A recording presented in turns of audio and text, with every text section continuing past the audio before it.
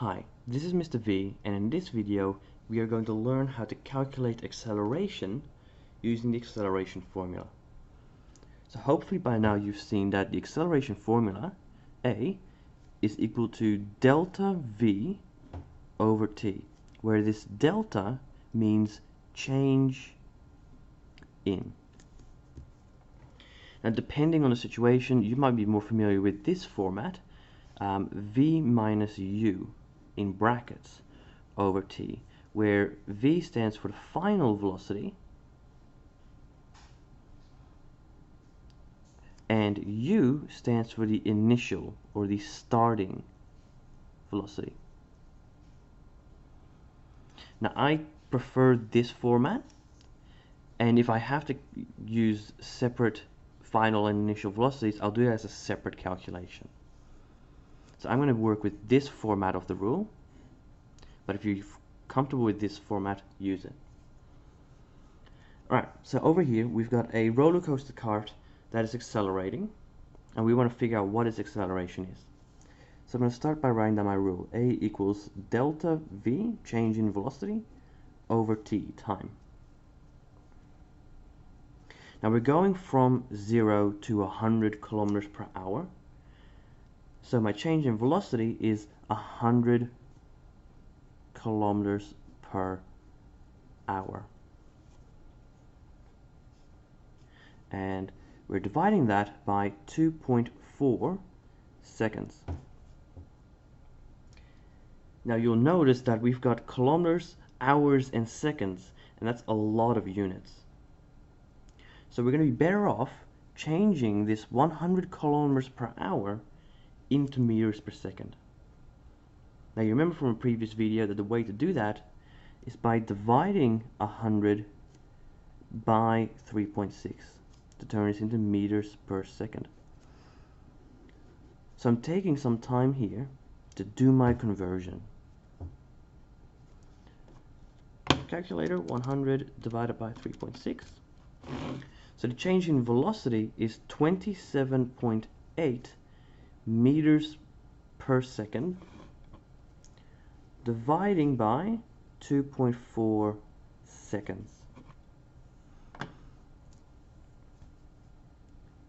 Now that the units match, I can very easily calculate that by taking out my calculator and doing the calculation. 27.8 divided by 2.4 is 11. I'll round this up to 6 meters per second squared, or meters per second, which is the standard unit for acceleration. In this second example, we have a deceleration happening. In this case, we've got a car decelerating from 60 to 40 kilometers per hour, which takes 1.5 seconds. What is the acceleration? It's very important to note that deceleration in physics simply means that we have a negative acceleration.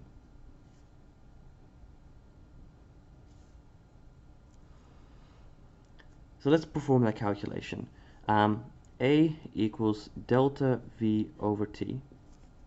And this time, instead of doing this in my calculation, I'll take a sidebar to calculate what delta V is first. So with change in velocity, I'm going from 60 to 40. So my final velocity is 40, and I'm taking away my starting velocity, which is 60. Which means my change in velocity is negative 20 kilometers per hour. Does that make sense? Well, yeah. We're going down. We're decelerating, so our speed should be going down. The negative makes sense. Now I do want to put this into meters per second, so I'll do this now. I'll divide by 3.6, and I'll use my calculator. 20 divided by 3.6 is 5.55. So I'll round that up to 6, but I'll leave this on my calculator to use later. Units, meters per second. Now I'll put this in my equation. Minus 5.6 meters per second divided by 1.5 seconds, which was our time, equals, I'll bring my calculator back out, my number is still there, and I'm just going to type in divide by 1.5 equals 3.7.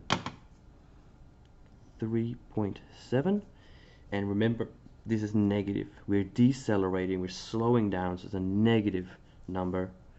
Meters per second squared, or meters per second. And that is how we can calculate both acceleration and deceleration using the acceleration formula.